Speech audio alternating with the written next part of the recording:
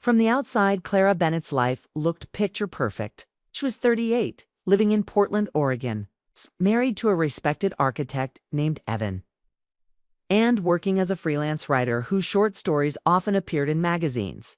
She had a home filled with books, warm light, and the quiet comfort that comes from years of stability. Yet, beneath that stillness, she felt something slipping away herself. Her marriage wasn't broken, it was quiet. Evan was kind and steady, but the spark that once pulled them together had faded. They shared meals, schedules, polite laughter, and routine affection. Love had turned into habit, and habit had turned into silence. Clara often sat by her desk late at night, trying to write stories about passion and human connection, while wondering when she had last truly felt either. One gray afternoon, as the city rain painted silver streaks across cafe windows, Clara waited for her editor to arrive. She sipped coffee, lost in thought when a familiar voice called her name. Turning, she saw Noah Price, a photographer she had met years earlier at a book signing. He looked the same, casual, confident, his camera hanging loosely around his neck. "Clara Bennett," he said, smiling, "still writing about love." She smiled back, trying to. They sat together, and the conversation flowed easily. He spoke about his travels, his art, and the stories behind his photographs. Clara found herself laughing, really laughing for the first time in weeks. When he showed her a picture of an old couple holding hands in the rain, she felt something warm stir inside. He said, "You'd love this one. They reminded me of something you once wrote, that love doesn't fade, it changes color." When they parted, he said softly, "Let's catch up properly next time." Clara nodded, not realizing how that small moment would begin to change her. Over the next few weeks, she saw Noah again, once at an art exhibit, then by chance at a bookstore, and later through messages that turned into long conversations.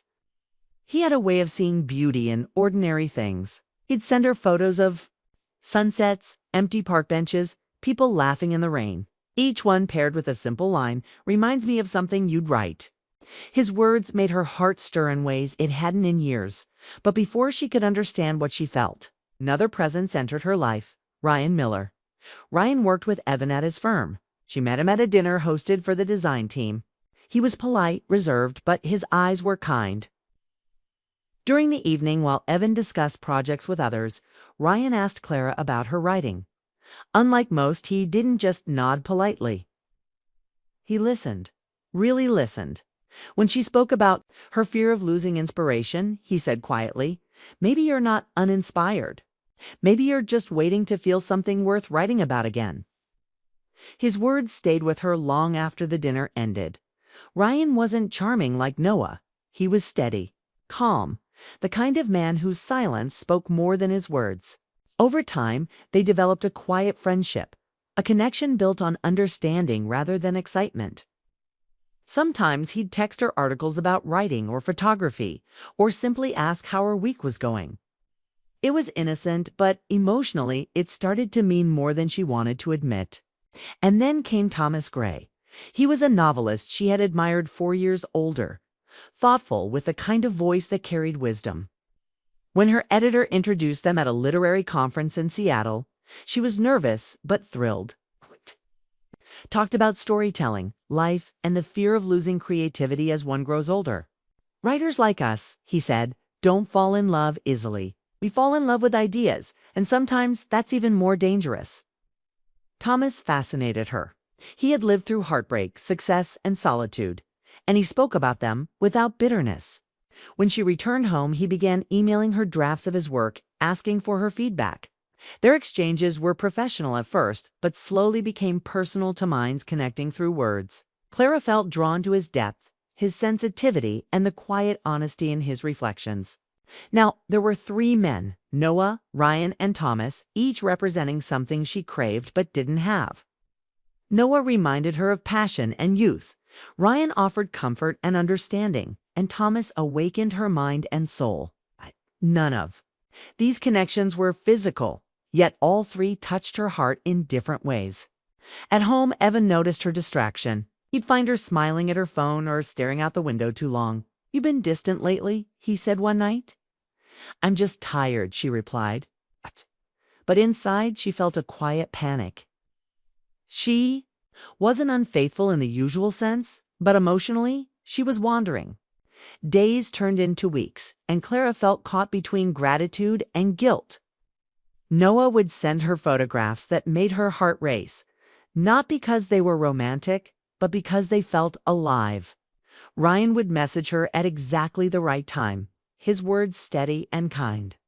Thomas's emails became the highlight of her evenings, each line reminding her how deeply she missed intellectual connection.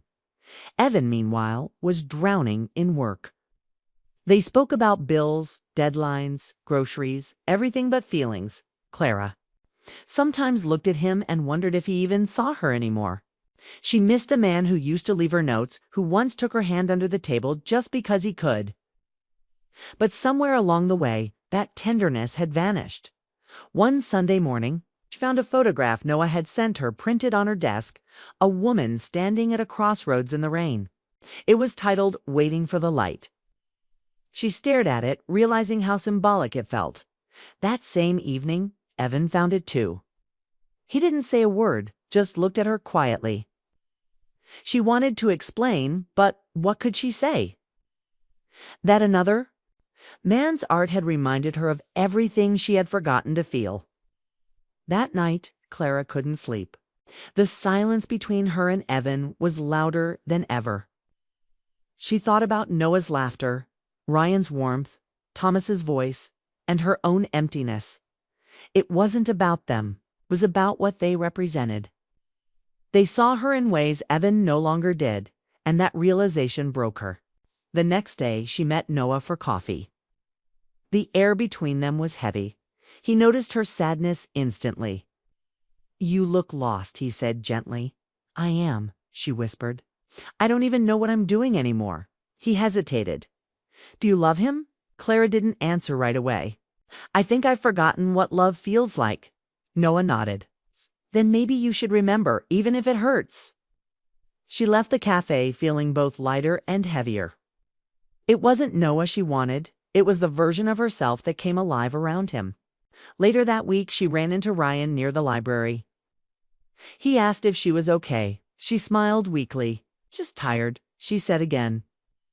But Ryan looked at her and said, "You know, sometimes tired just means your soul needs something new." His words were simple, yet they struck deep. When she got home, there was an email from Thomas waiting. It read, "We all live with quiet choices, Clara. Some we make out loud, some we only feel. But every love, even the unspoken ones, change us." She sat staring at those words for a long time. It was true, even without choosing, she had changed. That night, while Evan slept, Clara wrote in her journal, "3 men love me. Each of them reminds me of a piece I've lost. But if I give in to any of them, I'll lose everything that still belongs to me." She closed the journal and whispered to herself, maybe love isn't about choosing someone. Maybe it's about choosing yourself first. But deep down, she knew life wasn't done testing her yet, because when you don't make a choice, the universe often makes one for you. And soon something would happen that would force Clara to face every feeling she had tried to bury, and finally decide what love truly meant. The days that followed felt heavier than usual for Clara Bennett. She tried to return to her writing routine, but her mind refused to stay still. Every paragraph she wrote reminded her of one of the 3 men who had unknowingly tangled themselves in her thoughts. It wasn't desire that haunted her. It was confusion, the quiet ache of being seen by too many and understood by none. Evan still greeted her with the same polite warmth every morning. He'd kiss her cheek, talk about his projects, and rush off to work.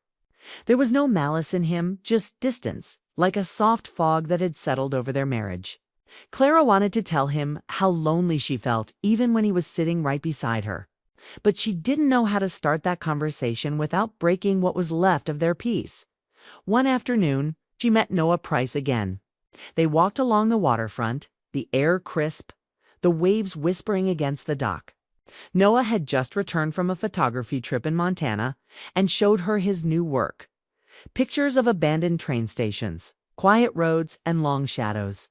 Do you ever wonder, he said softly, how something can be empty and beautiful at the same time? Clara smiled faintly. Every day. He looked at her then, not with flirtation, but with quiet understanding. You're scared, he said. Not of being unhappy, but of changing something that feels safe. His words sank into her like stones dropped into deep water. She wanted to protest, to tell him he was wrong. But he wasn't. Her whole life had been built around safety, steady love, predictable routines, and polite silence. When they parted, Noah touched her hand gently. It was brief, respectful, but it lingered in her memory.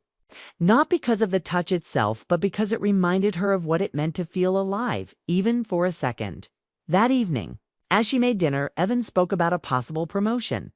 It might mean longer hours, he said, barely glancing up from his phone. Clara nodded. Of course, whatever you need. He smiled absently, and for the first time she realized how practiced that smile had become.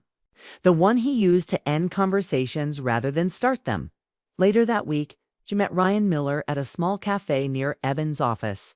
It wasn't planned. He happened to see her sitting by the window and came over. Ryan was different from Noah.com, gentle, almost reserved. They talked about books, art, and life until time slipped away unnoticed. When she told him she hadn't written anything in weeks, he said, "Maybe your stories are waiting for you to be honest with yourself first." Clara looked at him, unsure what he meant. Honest about what? About what you really want, he replied. Ryan wasn't trying to charm her. He was simply being himself, thoughtful, steady, the kind of man who made you feel safe to tell the truth. When she left the cafe, she realized that she didn't just like his company, she trusted it. A few days later, her editor called. Thomas Gray wanted her opinion on a few chapters of his new novel and had invited her to his mountain cabin for a weekend writing retreat. It was a professional opportunity, but Clara hesitated. Evan encouraged her to go. You need a change of scenery, he said casually. It'll be good for your writing. So she went. The cabin was quiet, surrounded by pine trees and the faint sound of wind moving through them. Thomas was kind, respectful, and deeply observant. They spent hours discussing literature, art, and the loneliness that often follows creative people. One evening, as they sat near the fire, Thomas said, "People think infidelity is about betrayal. But sometimes it's just about finding pieces of yourself you thought were gone." Clara froze. The word infidelity felt heavy in the room. She wondered if he knew about the turmoil inside her, or if he was simply speaking from experience. "I think," she said quietly, "sometimes it starts long before anyone realizes it." He nodded. "That's when it's the most dangerous." There was no romance between them, not in the way people imagine. But there was connection, deep, intellectual, and haunting. When she left the next morning, Thomas handed her a book and said, "Whatever happens, make sure the story you're living is one you'd be proud to write." Back in Portland, Clara couldn't shake his words. She was surrounded by 3 men who cared for her in 3 very different ways. Noah's fire, Ryan's calm, and Thomas's wisdom. Yet she belonged to none of them. Each represented something her marriage lacked. But guilt was beginning to grow inside her. That weekend, she attended one of Evan's firm events. Ryan was there too. He greeted her with his usual warmth, but his eyes held something different, something unsaid. During a quiet moment, he said softly, "You look beautiful tonight." It was simple, innocent even, but it startled her. No one, not even Evan, had said that to her in years. Before she could respond, Evan joined them, smiling, unaware of the invisible storm between his wife and his colleague. Later that night, when they got home, Evan noticed her silence. "You've been somewhere else lately," he said. "I just have a lot on my mind," she answered. He sighed. "I don't know how to reach you anymore, Clara." His honesty broke something in her. She wanted to tell him everything about her loneliness, her doubts, her confusion. But fear stopped her. Instead, she said, "Maybe we just need time." In the following days, Clara avoided both Noah and Ryan. She needed space to think. But distance didn't bring clarity, only more questions. One afternoon, she received a message from Thomas. "Have you written anything new?" She replied, "Only in my mind." He wrote back, "That's where every story begins." His words reignited something in her. That night, she began a new story, one about a woman torn between three men, searching for herself in all of them. As she wrote, she realized the story wasn't about love triangles or betrayal.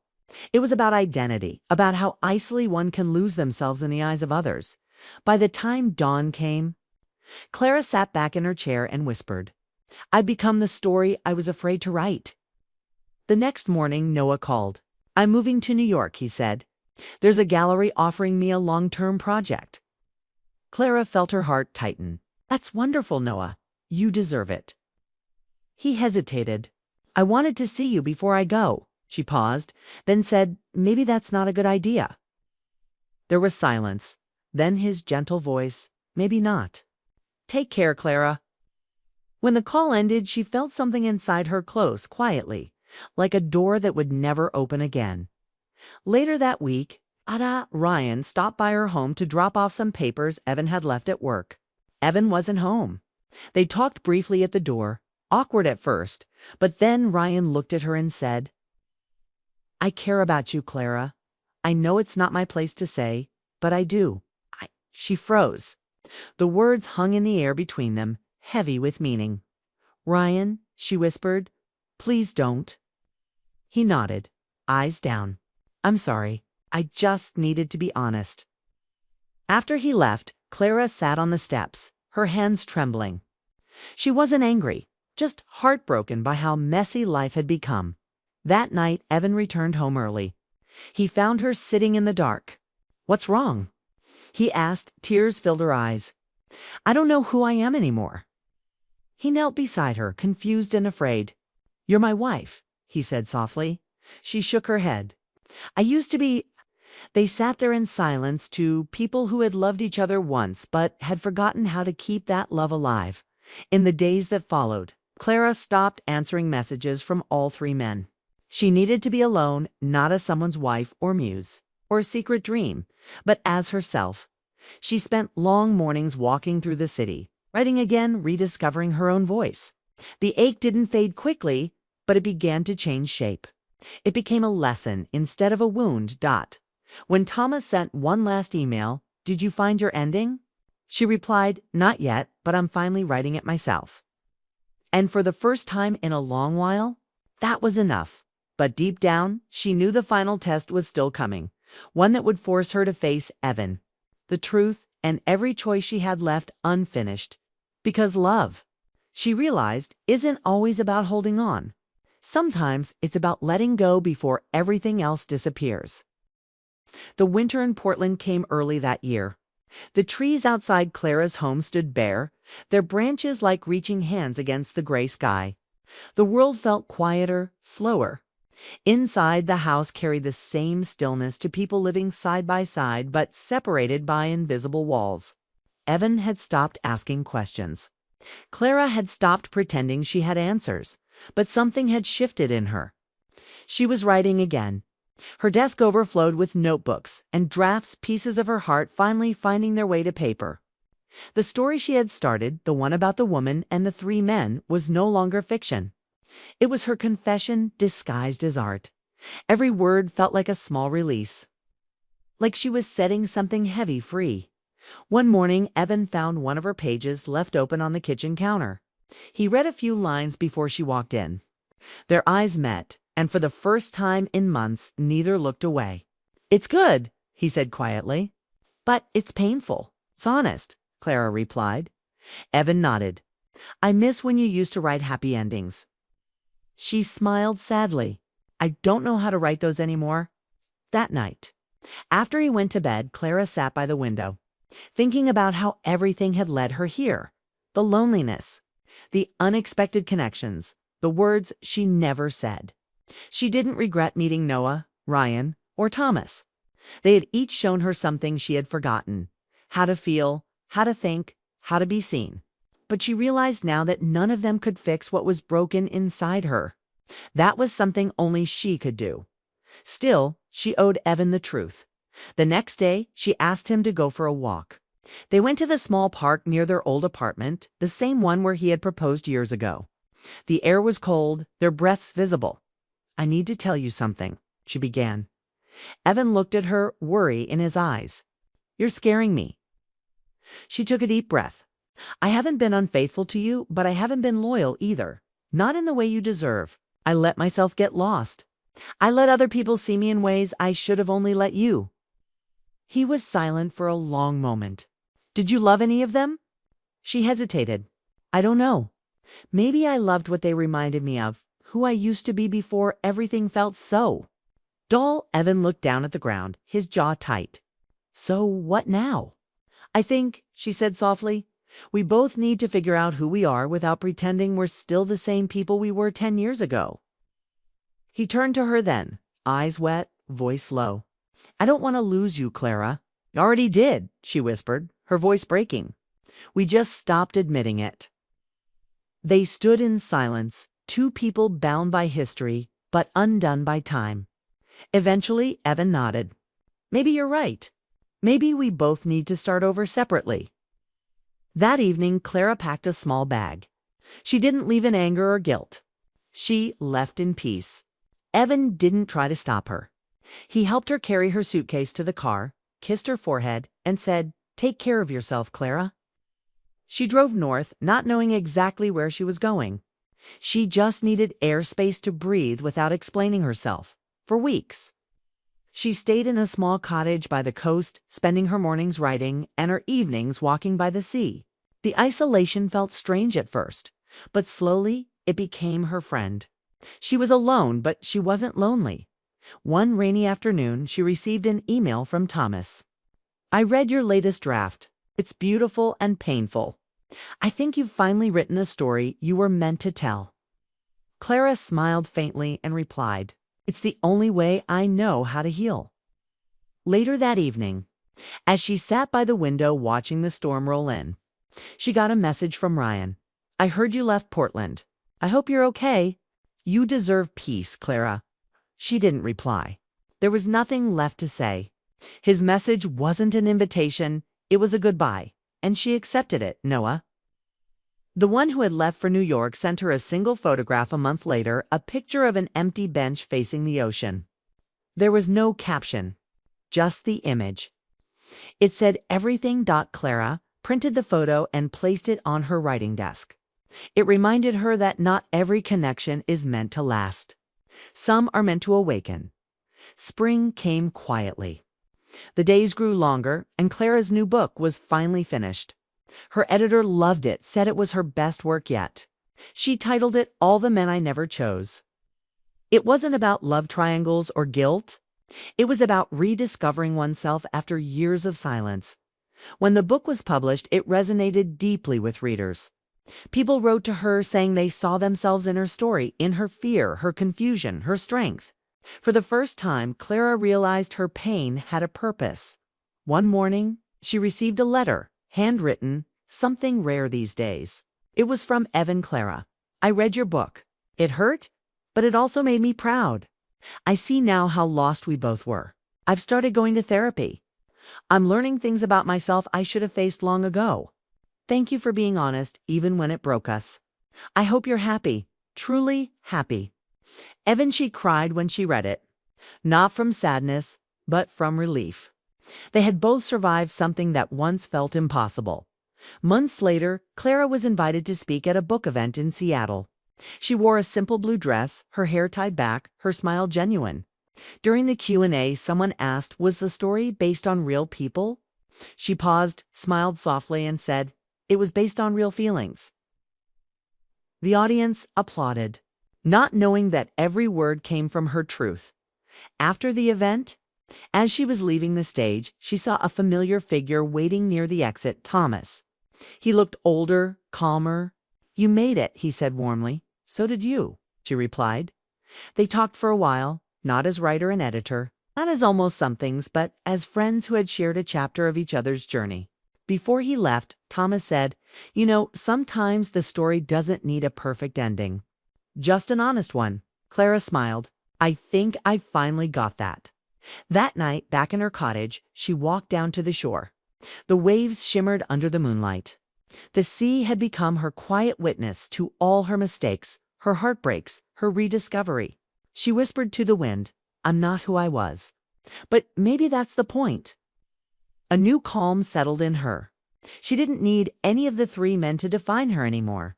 They were each a chapter, important, beautiful, but complete. The story was hers now. As she stood there, a gentle breeze brushed her face. She closed her eyes and smiled. It wasn't the end of her story, just the beginning of a new one. Written by her own hands, guided by her own heart. Somewhere, far away. Perhaps each of those men thought of her once in a while. Noah with his camera. Ryan with his quiet kindness. Thomas with his pen. And Evan, maybe he smiled when he saw her name on a bookstore shelf. But Clara no longer wondered what could have been. She had finally chosen not any of them, but herself. Because sometimes the truest form of love isn't staying or leaving. It's learning to stand alone and still feel whole. And for the first time in years, Clara Bennett did. She went home that night, lit a candle on her desk, and began typing the first line of her next story. Every ending carries a beginning waiting quietly beneath it. And as the sound of her keys filled the quiet cottage, she smiled, not for the past she'd lost, but for the life she'd finally found. The morning after the incident, the lake house felt colder than usual. The sunlight peeked through the mist, glinting off the calm water, but inside, tension lingered like a shadow. Olivia hadn't slept much. Every sound in the night had kept her alert, her mind racing with images of someone lurking in the woods. Ryan was already awake, standing on the porch with a cup of coffee in his hand. His presence was steady, his focus sharp, scanning the trees as if expecting something to move. When Olivia stepped outside, wrapped in her gray sweater, he gave her a nod. "Morning," she said quietly. "Morning," he replied. "I checked the ground again. Whoever was out there didn't come back. But they were watching last night. I'm sure of it." Oh, she shivered. "Do you think they'll return?" "People who watch don't always stop easily," he said.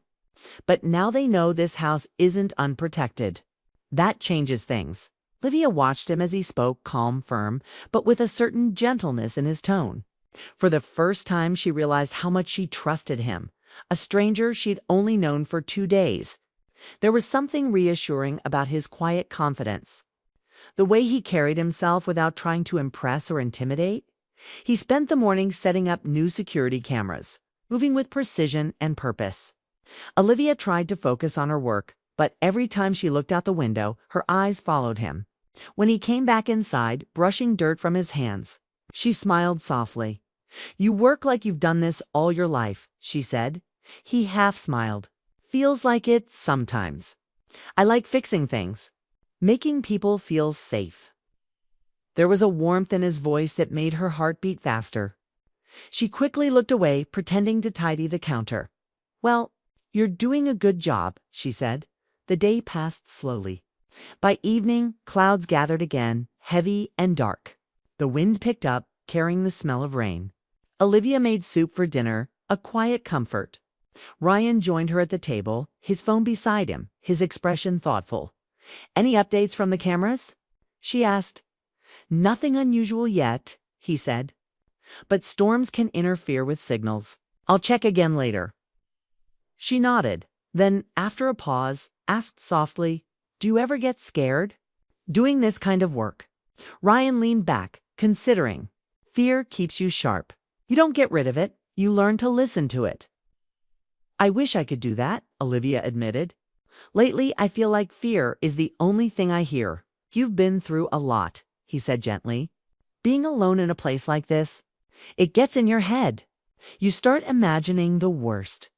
But you're stronger than you think." Words landed deep.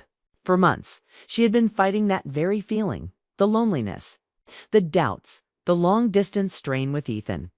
She missed her husband. But lately, even when they spoke, she felt a growing distance. Like two people living in separate worlds, Ryan must have sensed her quiet sadness. "You're not alone anymore," he said simply. The storm began soon after. Rain lashed against the windows, thunder rolling in the distance. The lights flickered once, then went out completely. The sudden darkness made Olivia gasp. Ryan grabbed a flashlight. "Backup power should kick in soon," he said, scanning the hallway. "Stay here, I'll check the fuse." She waited, listening to the wind howl outside. The flashlight beam moved through the rooms below. Then, for a brief second, she thought she saw something, a silhouette outside the window, tall and still. Her breath caught Ryan. She called out. He appeared at the bottom of the stairs instantly, his voice steady. "What is it?"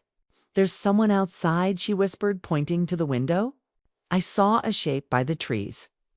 He moved quickly, grabbing a flashlight and his phone. "Stay inside. Don't move." Olivia's hands trembled as she watched him step into the storm. The wind slammed the door behind him, and the minutes that followed stretched endlessly. The house creaked and moaned, every gust of wind sounding like footsteps. When the door finally opened again, Ryan was drenched, his face tense. "Someone was definitely out there," he said, locking the door behind him. "But they took off when I got close. They know we're watching now." Her voice shook. "Why are they doing this? Why me?" "I don't know yet," he said quietly, "but I'll find out." He spoke with certainty that steadied her nerves. She handed him a towel, and as he dried off, she noticed a cut on his arm. "You're hurt," she said. "It's nothing," he replied. "You should clean it." She insisted, fetching the first aid kit. When she dabbed the wound with antiseptic, he didn't flinch, though his eyes stayed fixed on hers. "Thanks," he murmured. "You're risking a lot for someone you barely know," she said softly. He looked at her for a long moment before answering. "You don't leave people unprotected. That's not how I was raised."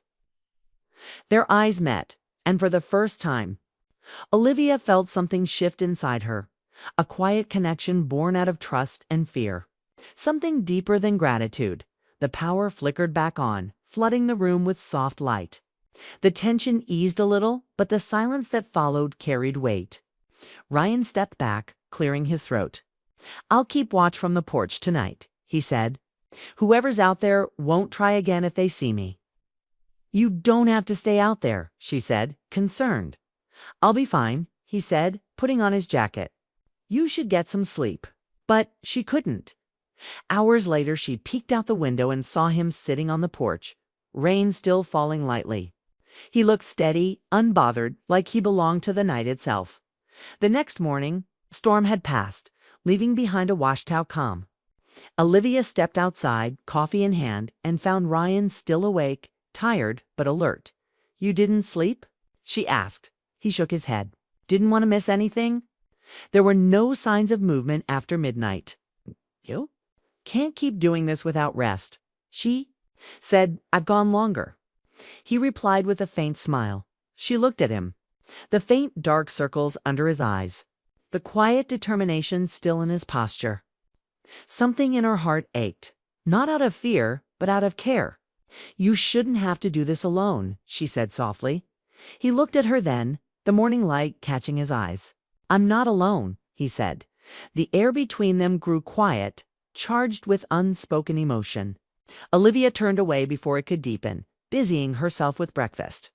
Yet throughout the day, their eyes met more often, lingering just a moment too long. Later that afternoon, while reviewing the camera footage, Ryan froze. "There," he said, pointing to the screen. A blurry image showed a figure standing near the woods, tall, hooded, unmoving. Olivia's stomach dropped. "That's from last night." "Yes," he said. "Right before the storm hit. Can you see the face?" "No. But whoever it is, they're watching the house closely. Almost like they're waiting for something." Olivia felt a chill run down her spine. What could they want? Ryan hesitated. Sometimes it's not about wanting something. It's about control, making you feel afraid. She exhaled shakily. "It's working." He placed a hand on the table, close to hers, but not touching. "Not for long. I'll find out who it is." That evening, she got a call from Ethan. The connection was weak, but his tone was distracted. "I can't come home yet, Liv," he said. "The project got extended. Just hang in there a bit longer." Her voice was tight. "Someone's been watching the house, Ethan. I hired security." He sighed. "You always worry too much. You'll be fine." The call ended, leaving her staring at the silent phone. Ryan, standing nearby, had heard enough to understand. "He doesn't believe you?" he asked. She shook her head. "He's too busy to care." Ryan said nothing, but his jaw tightened. "You deserve to feel safe, Olivia. And seen." The words hit her harder than she expected. For months, she had felt invisible in her marriage, in her own life. But standing there, with Ryan's quiet sincerity surrounding her, she felt seen for the first time in a long while. As night fell, she sat by the window, watching the reflection of the lake shimmer under the moonlight. Ryan checked the locks one last time before heading to the guest room. "Good night," he said softly. "Good night." "Ryan," she replied, her voice barely above a whisper. She lay awake long after, listening to the quiet hum of the house, her mind replaying the events of the day. The fear was still there, but alongside it was something new, something she didn't want to name yet. But outside, in the darkness beyond the trees, a faint red light blinked, the reflection of a camera lens. Someone else was watching too, closer than either of them realized, and the worst part, it wasn't a stranger this time. It had been one of those nights when the wind howled through the tall pines outside Olivia Carter's lake house, rattling the windows and echoing through the empty rooms. The place, once her weekend escape, now felt like a hollow memory. Since her husband Ethan had taken the overseas contract 6 months ago, she'd been living there alone, surrounded by silence that seemed to grow heavier every night. Olivia was 35, a marketing executive who had built a strong, composed life, yet lately, every creak in the wood made her tense. She told herself it was just the isolation, but something in her gut whispered that someone had been watching the house lately. A week ago, she noticed footprints in the damp soil near the porch, not hers, not Ethan's. The same night, her dog had barked for hours at the woods beyond the fence. She brushed it off as her imagination, but the unease stayed. When Ethan called from London that morning, his voice had sounded distant, not just from time zones, but from emotion. "You'll be fine, Live," he said. "Just keep the alarm system on, and maybe I'll fly home in a few weeks." She didn't tell him about the footprints. She didn't tell him about the headlights she'd seen pausing near her driveway 2 nights in a row. She didn't want to sound paranoid. But later that day, after she got a call from the security company offering temporary protection due to increased break-ins in the area, something in her said yes. That's how Ryan Pierce entered her life. He arrived that evening in a dark SUV, tall, broad-shouldered, quiet. He looked around before stepping out, his presence steady, confident, but calm. "Mrs. Carter?" he asked in a deep, even tone. "Olivia," she corrected with a polite smile, pulling her coat tighter. "I appreciate you coming. It's probably nothing, but lately, I've just felt uneasy." He nodded once, scanning the yard. "Better to be cautious. I'll do a full check around the property." There was something about the way he spoke, calm, sure, professional, that made her exhale for the first time in days. Inside, while he examined the doors and windows, Olivia watched from the kitchen. He moved with quiet precision, like someone who had done this 100 times. When he finished, he returned to the living room. "No signs of forced entry," he said. "But there's something off near the back gate. Fresh boot prints. Recent." Olivia froze. "Boot prints? You mean," he gave a small nod, "I'll stay the night. Just in case." Her heart skipped. "Stay here. It's standard when there's a potential threat," he said simply. "You can lock the bedroom. I'll take the sofa." She hesitated, then agreed. Somehow, knowing someone else was in the house, someone alert, felt like safety she hadn't realized she needed. The evening passed quietly. Rain began tapping against the windows. Olivia made tea, and they exchanged few words.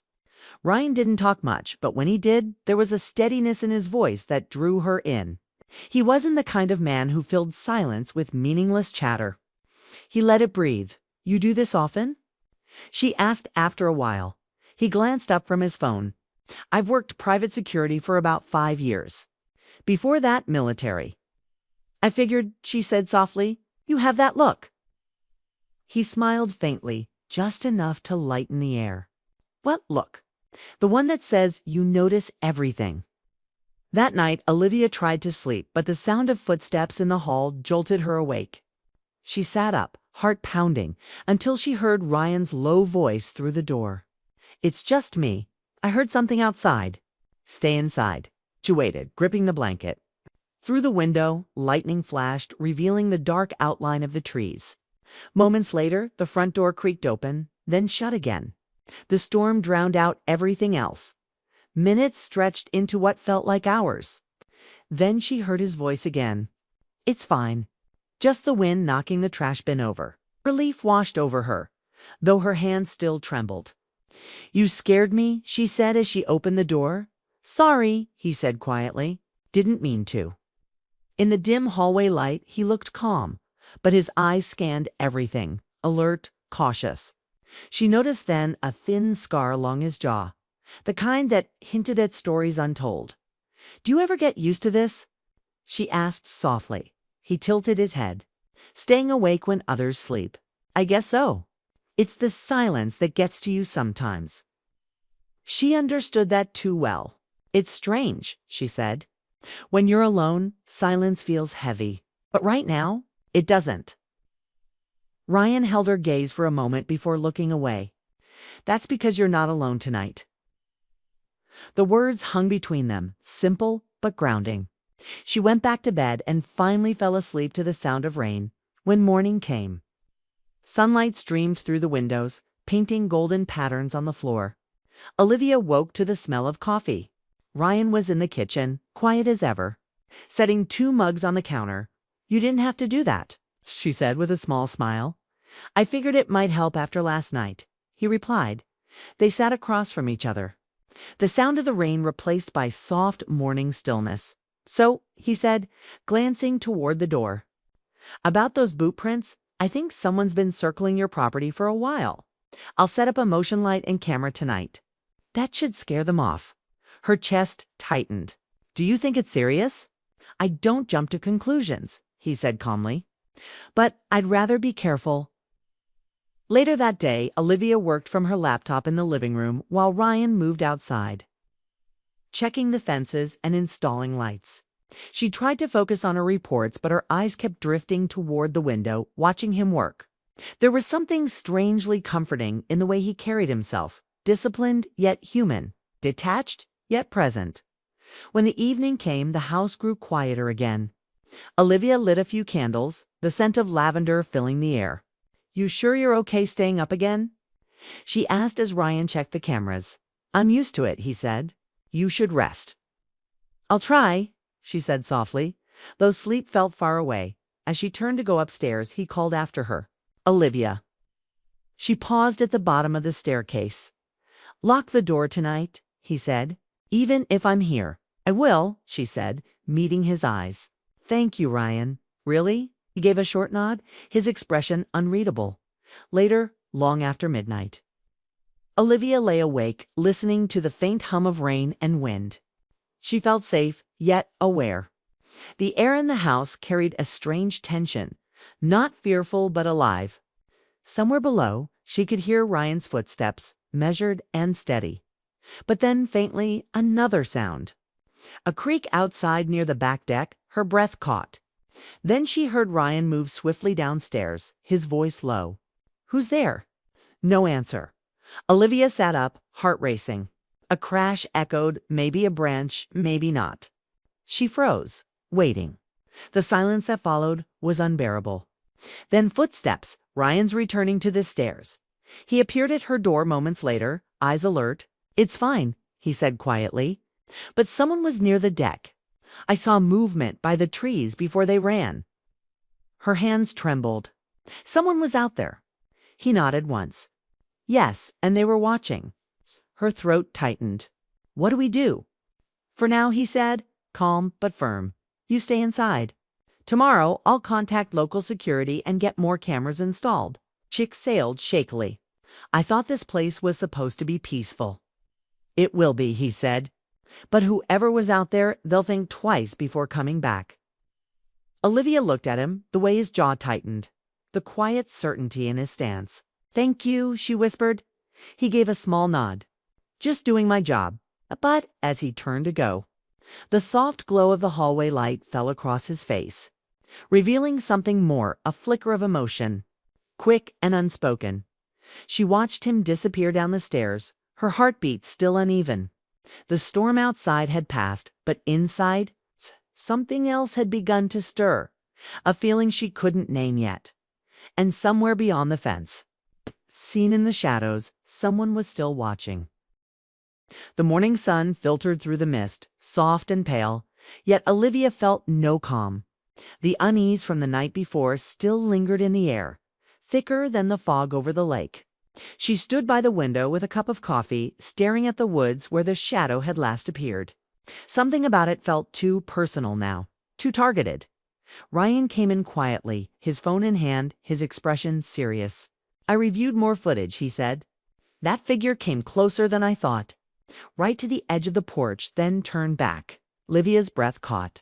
"You mean they were that close?" He nodded. "And there's something else. They weren't alone." Her heart began to race. "What do you mean?" "I caught movement behind them. A flash, maybe a reflection. Could be a car. Someone's working with them." She set her cup down, her fingers trembling slightly. "Who would want to watch me? I've never hurt anyone. I'm not important." Ryan looked at her for a moment before saying quietly, "Sometimes it's not about importance. Sometimes it's personal." Those words hit her like a weight. She thought about her husband, Ethan, the long calls that grew shorter, the promises that faded. Lately, he had been more distant than ever, almost secretive. Could he be involved? No, she quickly shook off the thought. But doubt had a strange way of slipping through even the smallest cracks.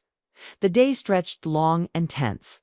Ryan moved around the property, reinforcing the doors, checking the cameras again and again. Olivia tried to read, but her eyes wouldn't focus. Every creak of the house made her glance up. Every gust of wind sounded like footsteps. By late afternoon, she couldn't take the silence anymore. She walked out to the porch where Ryan was tightening a bolt on the railing. "You've done so much already," she said softly. "You must be exhausted." He gave her a faint smile. "Not yet. You don't have to stay after tonight," she said. "I don't want you to feel trapped here." Set his wrench down, leaning against the post. "I don't stay because I have to, Olivia. I stay because I want to." Her heart skipped. There was no hesitation in his voice, no professional distance. She wanted to respond, to say something equally honest, but her throat tightened. "Ryan." Before she could finish, his phone buzzed. He glanced at it and frowned. "Private number," he said, then answered. "Hello." Olivia watched as his expression changed, alert, tense. "Who is this?" he said sharply. "How did you get this number?" A pause. Then his jaw tightened. "You stay away from her." He ended the call abruptly. "Who was it?" Olivia asked, her voice unsteady. "I don't know," he said, "but they knew your name. They said she doesn't belong to you." The words sent a chill through her. "What does that mean?" Ryan shook his head. "Someone's trying to scare us. But now they've crossed a line." That evening, he insisted on moving the security feeds into the living room so they could both monitor them. They sat in the dim light, screens flickering. The rhythmic sound of rain tapping the windows. Hours passed quietly until one of the cameras blinked. The feed glitched, then went dark. "What happened?" Olivia whispered. "Camera 3's offline," Ryan said, standing. "That's the one facing the driveway." He grabbed his flashlight. "Stay here. Lock the door behind me." "No," she said firmly. "I'm not staying alone again." He hesitated but saw the determination in her eyes. "Fine," he said finally. "Stay close." They stepped into the night together. The rain had slowed to a drizzle, but the air was heavy and thick. As they neared the edge of the driveway, Ryan stopped suddenly, holding up a hand. "There," he said quietly. A car sat half hidden behind the trees, headlights off. Its engine was cold. It had been there for a while. Ryan approached slowly, flashlight in one hand, the other hovering near his pocket. Olivia stayed a few steps behind, her heart pounding. When he reached the car, he opened the door carefully. Inside, the seats were empty, but on the dashboard lay a phone recording light still blinking. Olivia's stomach dropped. They were recording us. Ryan picked up the phone, scrolling quickly. "There are dozens of clips," he said, "all from outside your house. Some from weeks ago." Her knees felt weak. "Weeks? Ryan, that means someone has been watching me long before you came." Kay met her eyes. "Yes, this wasn't random." They went back inside, both shaken but silent. Ryan set the phone on the table and began checking the files. Most were grainy, showing her walking by the windows, sitting on the porch, talking on her phone. Then he froze. "This one's recent," he said. He hit play. The video showed the night before the storm, the flickering lights, and then her standing by the window calling his name. But as she did, another shadow appeared behind her reflection. Someone standing just beyond the porch. Olivia covered her mouth. "That's the same person," she whispered. "The one I saw." Ryan leaned closer. The video angle shifted slightly, and for a brief second, a face came into focus. Olivia gasped. "No, that can't be." It was Ethan. Ryan stared at her, shocked. "Your husband." Her voice broke. "He's supposed to be in Chicago." He said he was working late." Ryan stood abruptly, anger flashing across his face. "He's been here, watching you." "I don't understand," she said, her words trembling. "Why would he do that?" Ryan exhaled slowly, trying to keep his tone calm. "Maybe he thought you were hiding something. Maybe he didn't trust me being here." Tears filled her eyes. "I told him I was scared. He didn't even believe me." The truth hit her hard all those times Ethan sounded distracted on the phone. The unexplained hesitations. He hadn't been away on business. He had been watching, testing, doubting her loyalty. Ryan placed a hand on her shoulder, steady and warm. "You didn't deserve that." She wiped her tears, her voice barely above a whisper. "I don't even know who he is anymore." They sat in silence for a long time, the screen still glowing faintly. Finally, Ryan said, "I can confront him if you want. Make him stop." She shook her head. "No, I'll talk to him. This is my fight." When Ethan arrived the next morning, Olivia was ready. He stepped out of the car looking tired, his eyes flicking nervously toward Ryan standing behind her. "Liv, I can explain," he began. She crossed her arms. "Then do it." He hesitated. I thought you were hiding something. You stopped answering my calls." "And then I heard a man's voice when I phoned one night. That was Ryan," she said sharply. "My security guard.